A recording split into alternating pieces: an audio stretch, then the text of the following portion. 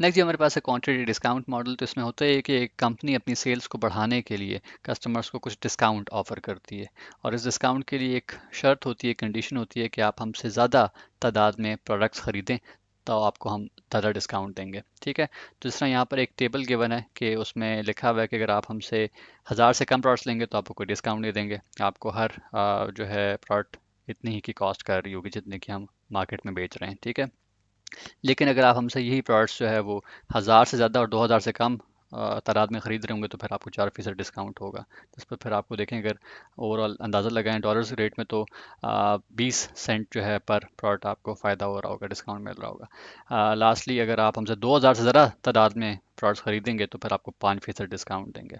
तो इससे कंपनी को भी फ़ायदा होता है कि उनकी सेल ज़्यादा हो रही होती हैं। ठीक है, वो जो ख़रीदार है उसको भी फ़ायदा होता है कि उसको डिस्काउंट मिल रहा है, और फिर वो दोबारा दोबारा आके इनसे ख़रीदारी कर रहा होता है, तो विन विन सिचुएशन होती है। ठीक है, आई होप आपको आज का ये टॉपिक बेहतर तरीके से समझ आया होगा। Similar sort of short videos को बेहतर तरीके से समझने के लिए हमारे इस चैनल को सब्सक्राइब कीजिए। Thank you for watching this video.